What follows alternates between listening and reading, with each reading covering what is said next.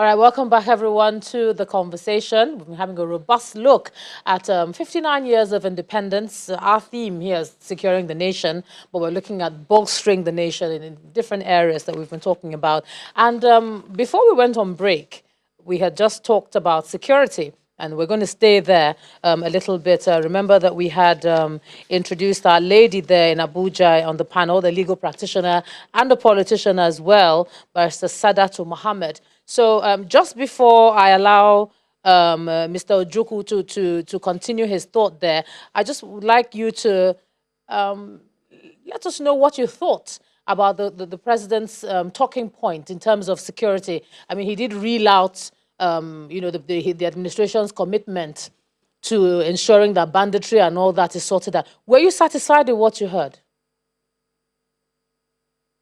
Hello. Well, I wouldn't say that I'm fully satisfied, but you see, one of the major problems of Nigeria is that we have wonderful policies, but sadly, the problem is abandonment and failure. You see, one of the promises made by the president during his campaign was to make sure that Nigerians, we are fully secure, we have security, but I'm sorry to say, or I'll be sorry to say that our lives are not secure the way they should be. You see, this issue of kidnapping is something that we used to hear from coming from the axis of Sokoto, Zamfara, and Kebbi.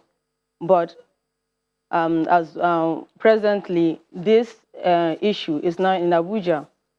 Sadly enough, Abuja is supposed to be secured, really secured, and also the issue of this the boundary. I think it's a very good move made by the president.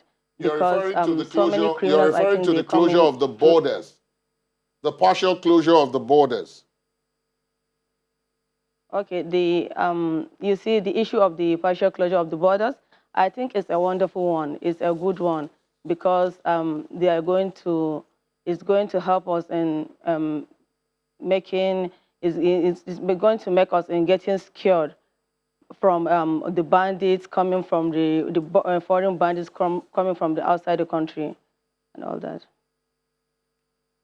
Okay, that's as far as that goes. I'm going to come now to the security expert on the panel because we do have one. And rather than go back and talk about what we have been going through, we want to look forward now. Government says it is winning and that given time it will win, but it requires the cooperation of everybody. But there are people like you, not necessarily you, but people like you, who have said there are still things that need to be done that are not being done. If you agree that there are, what are those things and how should they set about doing it? You know, Daniel said something earlier when we were on the break, which is that our problems are not unique. What we're going through here in Nigeria, practically you can find a country anywhere in the world that has gone through the same thing and has overcome. So over here, we have issues such as kidnapping on the highways, right? And simple solutions. I mean, it's simple. It will take a little bit of effort, but it's a simple solution. Now, we were traveling on the interstate overseas, and I noticed something on the highways. To your right, to your left, right? The grass and all of that. It's not forests. You're going to see farmland as far as the eyes can see. And what we were saying here was even a solution we had preferred and said, look, if you at least even keep the shrubs low for at least 1 kilometer or 2 out, you will be able to see before anyone is coming towards the highways. And so that even helps whoever, if the Air Force is conducting aerial surveillance or reconnaissance, and some people have just conducted kidnapping, at least for at least 1 kilometer or 2, you can still be able to track them from the highway. But you see, some people would argue that our own issues are different. Some people say, oh, where does federal government land end? Where does state land start? Exactly. It's your job to cut the grass. It's not me. Absolutely. We have such challenges. Exactly, here. and that is what at 59 we're looking at our country thinking, why are we still dealing with this? When we look at civil unrest and we're looking at some of the causes, we're still seeing things like land boundary issues that are causing major clashes in some of these communities. Sarah, you were talking earlier even about population. I recently watched something, and there's this NGO that conducts immunization in rural parts of Nigeria. And so they noticed that each time they would immunize people in this community, somehow the disease will still come back again. There's technology for that. So they use technology to figure out what are we really doing wrong. What they found out was they were able to use a technology that saw population density. And what it showed was that those communities that were immunizing those are the ones that were official. But there were some other populations in the outskirts that even our government knew nothing about. And so those were the people that would then interact with the other community, and they were then getting infected. So they were able to use technology to figure out where new settlements were. Why so is it are that we don't know not where doing the this? bandits are? We don't know where people are. We don't even know our own people. Look at the Operation Positive Identification. The Army felt the need to do this because they're seeing cases where we don't even, where are you from? The borders are just, I can have one foot here in Nigeria, the other foot in another country. That mark is not there. So it's important that we know who we are. I've given this example before several times, and we saw this in Afghanistan, for instance. So you had issues where people were crossing the border. The AFPAC border is very similar to our border here, very porous. And so what the U.S. military did at the time, they had portable biometric tools that they would carry around. And what they did was they were able to just, as soon as they would come across the person, they would say, hey, could you just put your fingerprints and enroll them into the system, get their details.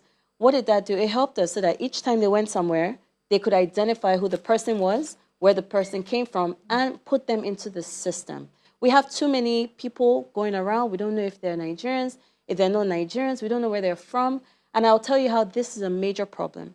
There was an incident where they caught this young boy. He was about 19 years old or so, a teenager. And this boy said, look, he was the one commanding kidnapping groups along Kaduna-Abuja Highway. He said nobody would do any kidnapping unless he gave them the consent. He was a skilled weapons handler, could take apart guns and so on. And my question at the time when I saw that was, the entire time this boy was growing up, where was he? Like, did anybody have him in any system? He never attended any school. There was no database that had him on record. We didn't even know where he was from. We had to ask him, are you Nigerian? Are you not Nigerian? He said he was Nigerian. So we're just seeing a lot of that, a lot of people just going about, and we're not keeping track. But do you think there's enough with this border closure that Ladi was talking about, is there enough information to the average Nigerian about what is going on and why? People look at it in terms of rice. Oh, I can't get rice through. And some people say rice is still expensive in spite of the border being closed. Because even for us journalists, we're thinking, what are they going to... Is there enough information coming from the security forces to say, this process is going on, this is how long it's going to be short? I don't know. No, it's not enough information. And it's so unfortunate what this does. When you're closing legitimate borders, you're actually affecting legitimate businesses. Trade. Because the people who actually do nefarious things don't necessarily use the legitimate borders. So now you're going to force me, I'm a good businesswoman trying to pay my taxes and trying to do what needs to be done, but now you're making it difficult for me. Please, sir, that you're crossing, I heard you're the person to talk to. How far can you help me? So what you're ending up doing is actually now promoting bad business behavior because you're making it difficult for those who are trying to do the right thing. Mr. Daniel was okay, sorry. It's not rocket science to secure the society. It's not rocket science. It's just that I believe that the government, is not interested in doing it. For instance, in my neighborhood, recently we had a case of armed robbers. If you enter a cab, they have ATMs. Wow. They will ask you to put your, ATM card. You mean POS POS, machines? please. Yes. POS. They will ask you to put your, secret code. You put it, and they will draw all your money. And you report this to the police. Inside a taxi? Yes. They will now drop you on the road. You report this to the police. The police will file it out. And then you say, what can you do? They say, you have to pay 20,000 so that we'll investigate it. It shows that we are not serious, because if we are serious, you know that we gather biometrics when you want to open bank accounts. And any bank account linked to a POS, we know who has got them. So why not simply go to the banks and ask them to provide this information? Of course, you arm yourself with a legal document, mandating them to provide Why this didn't you ask to see the information. DPO? Did you ask to see the DPO? I mean, if you go to see the DPO, he said, do what they're asking you to do. And that's to pay money in order for the police to investigate. And you won't blame the police, by the way. because they are not funded to Mr. do Ojukwu. their work. Mr. Ojukwu, and this is And for then you. look at the because, borders. What she's saying about that's the a border. shock war right Look at there. what he's saying about the border. Drones, technology can solve problems. Why can't we deploy drones along our borders to know who is bringing in what? It's not expensive. I'm not talking of militarized drones. I'm talking of mere surveillance drones. The government doesn't want to do it. That's my belief. Now, sorry, Mr. I'm Daniel, I in want to shock, ask something actually. because she talked about biometrics. He's talking about biometrics. When you go get a driving license, they take your biometrics. When you open a bank account, the same thing When you want to happens. vote. SIM card. When you want to vote, the same thing happens. card. When you're registering your SIM card, they take your biometrics. So in about 5 or 6 places at the minimum, those who have national identity cards, their biometrics is also in that system. Those who have passports, international passports, also have that. Now, so we do know, to take her example, we do know quite a lot of people because we have their fingers and sometimes their toes in our databases. Okay, so we know them. The question then is, what are we doing with them? I'm coming to you, Mr. Ojukwu, but I want him to weigh in because you seem to be the ones who are very heavy on policy. And some of these things, in the isolated way they are done, you understand. So what's going on? Because both Dr. Iguilo and Mr. Ashiru has talked about this, biometrics. And we all know biometrics. Even if you're an illiterate, many illiterates get to withdraw money by using their finger. Yeah, yeah. You know, like I said when we were off here, when we have conversations like this, when I listen to them on TV or radio, I get very troubled because we've been doing this for 59 years, okay? And there's nothing that comes out of it. These conversations, because we're not dealing with the main issues, okay? There is a fundamental issue with Nigeria. And it has nothing to do with this government. It has been to do with all the governments that have come in before now. And this is simply the fact that we have a constitution in a nation, and that constitution is not above everyone who's a citizen in this country. So your law enforcement in itself cannot enforce laws, you understand, because the powers that be or whatever the system is does not permit that kind of enforcement.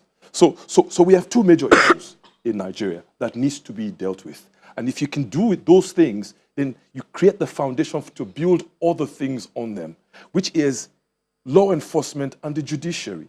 We need to be able to clean up these two places and ensure that everyone, every citizen in Nigeria, you understand, follows through with law. You see, this thing about ethnicity, religion, all of it will die once everyone understands that the law is supreme.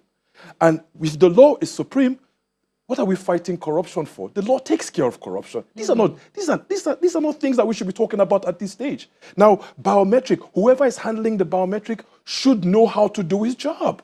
You understand? The census board would know how to do their job because the law will ensure that you do your job. There are consequences to these particular acts. Now, this is where we're failing as a nation. So we would have one government come and another government go, and we find ourselves in the same situation that we've always found ourselves from time. What would a police officer do? You know, my heart goes to the Nigerian police force. My heart goes to the military force. Have you gone to the barracks to see how they live? Have you seen the kind of lifestyle in which they live? Who would you put in that and ensure that he gets the best out of it? His welfare package is the worst welfare package you can ever find. The fact that he gets that kind of package, he doesn't even get it on time.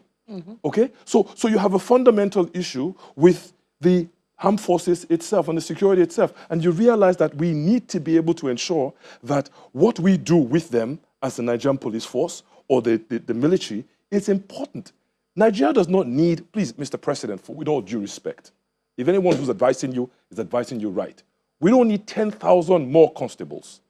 The ones that we have, how have we equipped them? How have we, the welfare package, make it better. You understand? Let them believe that you care about what they have. I mean, we don't have enough police armed forces, but private citizens are keeping police officers in there as private security. Mr. Daniel, I know we have you on a roll, and you know that's the thing about when we talk about our country. We're passionate. It's the only country we have. That's what we've heard for much of today. But we're going to take a quick break. We're not letting Mr. Ojukwu go because we are going to talk about He might conduct. be hoping security that forces. given the break, Yes. that you would Yes. forget about him. No, not at all. And when we come back, we shall have some more. Yes.